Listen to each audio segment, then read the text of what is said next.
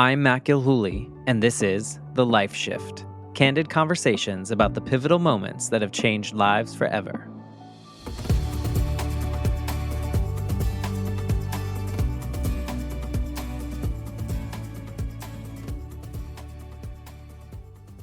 Hello, my friends. Welcome to this 30-day, 30-episode little experiment that I am doing for the Life Shift podcast.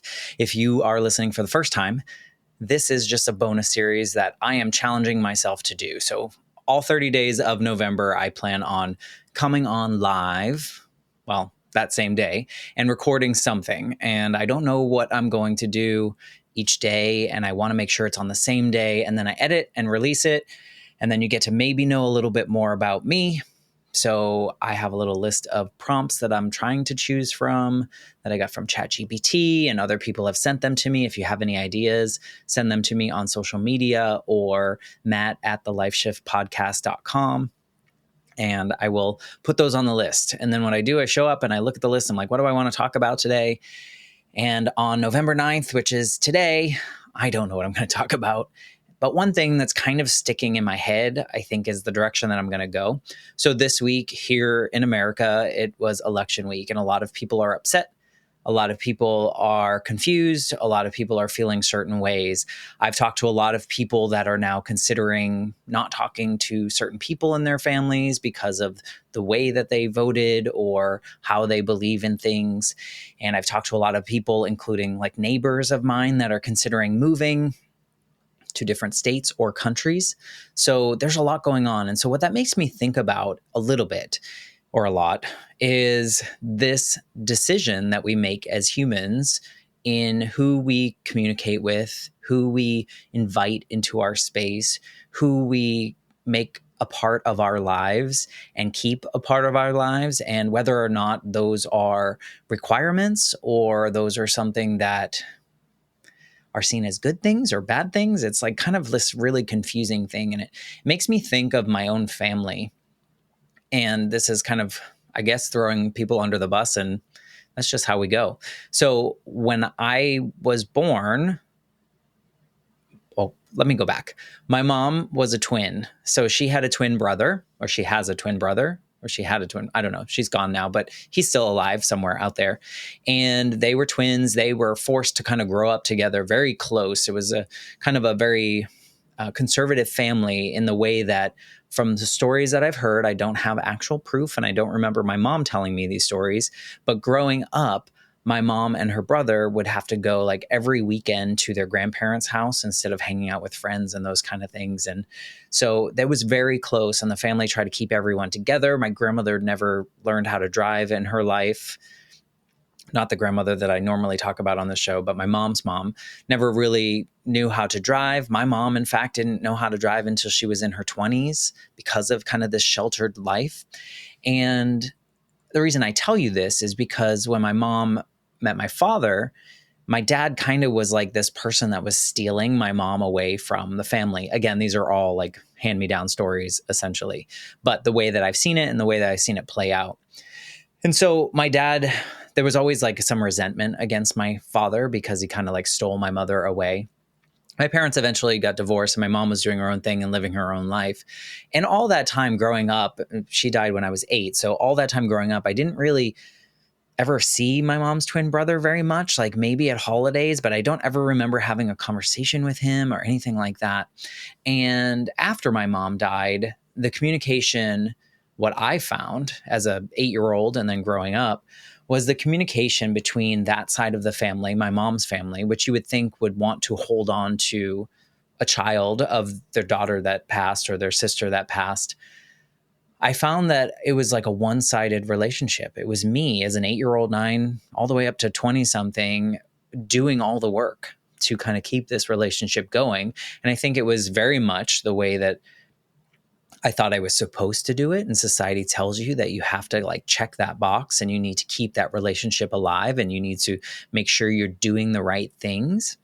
And around, I would say like in mid-20s or so, I realized to myself that like, I'm the only one doing this work with my grandmother. What if I stop?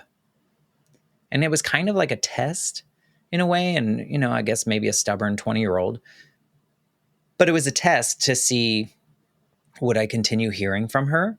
Would I get cards? Would I have visits? Would I be asked to visit? Any of these kind of things? I didn't hear anything. It was like crickets for years. And so I just kind of like brushed off that side of the family because I realized at that point in time that I could only take care of myself, and it wasn't my responsibility to continue to build that bridge. Sure, I guess I could have continued a little bit, but I was really like, it was so many years of me just trying to do the right thing where I was not getting any kind of reciprocal thing. And I was the kid. I was the young one in that. And so I really went years without hearing from them. And randomly, I think in 2012, maybe, my mom's brother's wife reached out. She found me like on social media and said, "Hey, we need to talk to you." And I was like, "I haven't talked to you in forever. Why? I have such animosity towards you." And I do, because when my mom died, this is a little backstory. When my mom died, this is like family drama. When my mom died, we had the wake at my uncle's house. And apparently he was overheard when someone came up and said, "I'm sorry about your sister." He responded with, "That's okay. We weren't very close anyway." I don't know if this is true. It seems true because they weren't that close as time went on, and my mom kind of went off and did her own thing and did her own life. But it really like stuck with me when I heard that, and it really cemented my feelings for this person who shares a lot of blood because he's my mom's twin brother. So I heard from them and I let that in and had tough, I actually said, "Hey, this is what I've heard. This is how I feel. I'm not so happy about all this." And they came back and they said, "Well, your grandmother is sick. She's in, a nursing home, and here's the situation." And so I felt that I needed to be the bigger person and go close that door.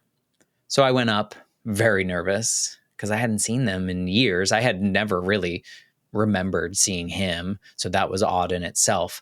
But then seeing my grandmother, I hadn't seen her in years, and it was fine. It was a fine connection. We got to say what we needed to say. We got to hug, reminisce. She was not doing so well, not remembering a lot of things. And a couple months later, she passed away. And so I felt that I needed to do the right thing and try to mend these fences and go to the funeral and connect with that side of the family again and try to do everything. And then it just became a job. It just became something where I was doing the same thing that I had to do with my grandmother. I was part of the family, but only because I was related to them. It wasn't like we had anything in common. We didn't really connect in those ways, and they didn't really seem to care. And maybe they did in their own way, but it wasn't the kind of care that I felt that I needed at the time. It was too much work. It was too hard for me to maintain that relationship. And so I made the decision to stop and protect myself and keep the people that I connect with most around me, whether that's actual family or chosen family or whoever that may be. My friends, they stick around because we have a lot in common and we enjoy each other and we put in the work each way. And I think that's really important. And the older I get, the more I realize is that we don't have to maintain relationships or friendships or whatever ships with people that it's just more work to do so. We're not obligated to do that. I alluded to this a couple of these episodes ago in a friend that I had in high school, and we became really good friends. We were like close to best friends, and we did a lot of things together, and it got like to be this really toxic friendship. One time she was just like, she said, what did she say? I don't know exactly what she said, but it was to the point where I felt that I had to measure all the things that I was going to say before I said them out loud in front of her, because I knew that she was going to take it the wrong way or something along those lines. And so it got really heated to this point where it was so frustrating. And at that point, like, we actually called each other and we said, "Hey, this friendship isn't working anymore. Here's why, and here's why." And I haven't talked to her since. I did send her a message when my grandmother died, because she was actually the one that went to the concert with my grandmother. And I think I told her when my grandmother got sick, and then I didn't update her because there were no updates. And then she sent me a nasty email saying, "Why'd you reach out to tell me that she's sick and then you didn't follow up?" And I was just like, and this is why. So the whole point of this is not to say that I'm a terrible person. Well, maybe I am. You're probably listening to this and thinking, oh my gosh. But honestly, I wanted to share this because I think that's what a lot of people are grappling with right now, is like, how do I maintain friendships or relationships with family members or whatever that may be? And I think people need permission to do what feels best for them. Doesn't mean to go like torch the earth and kind of blow up everything. But if something is not serving you, it might be best to try to do all you can to see if it can serve you in the ways that need to. And if it doesn't, then you need to have those hard conversations or hard decisions and determine what makes the most sense. Because as far as I know, and I'm not super religious, I'm not religious at all. As far as I know, we only get one shot. So why spend our days trying to bend over backwards or skirt around issues with people in our lives? Why not just choose the people we love to have in our lives and stay connected with them? So I know this probably, now that I'm saying it, is like airing dirty laundry and being super controversial. But if people aren't serving the purpose that you need them to in your life, then you need to put them in the space that makes the most sense for you. Doesn't mean cut everyone off. It doesn't mean, try to like be a different person around these people. It just means that you need to figure out who needs to take up the most space in your circle and how you can connect with them and live the best life. And I think when you're around the right people, you just kind of like feel that energy. It's the same thing. Like my friend Tracy and I, we've been friends for so long, and sometimes we don't see each other for weeks, but when we do see each other, we go on vacations together. It's like that energy is so energizing. That's so stupid to say. I don't know how to say it without saying energizing. But essentially, there's just people in your life that bring out certain parts of you that make you feel good, that support you, that love you unconditionally. And those are the people you need. If there are people in your lives that are just serving a checkbox, don't put a lot of energy into that if it's not worth it to you, if it's not serving you in the way that you need to.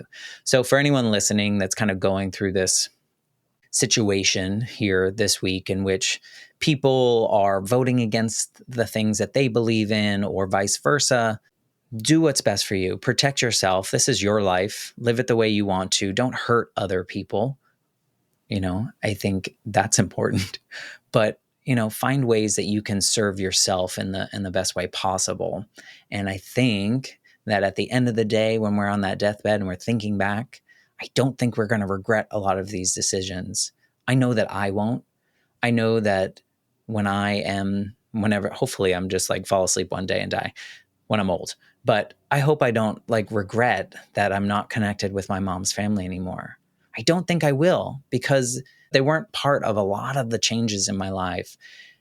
And that's okay. So don't beat yourself up about it. Think what works best for you. Work through that. Don't hurt other people. Love other people. Love the ones that love you back the most, and keep those up front and center. So there was day 9 where I gave you all the dirty secrets of one side of my family and telling you to find the people that make you happiest, because we only get one life. I think let's make the most of it. So I will be back tomorrow, day 10. Figure out what it is tomorrow. If you have ideas, again, reach out to me. Thank you for playing along with this. Hopefully this wasn't depressing, but if it was, I apologize. Just being me. So maybe I don't apologize. In any case, have a good one. I will see you tomorrow.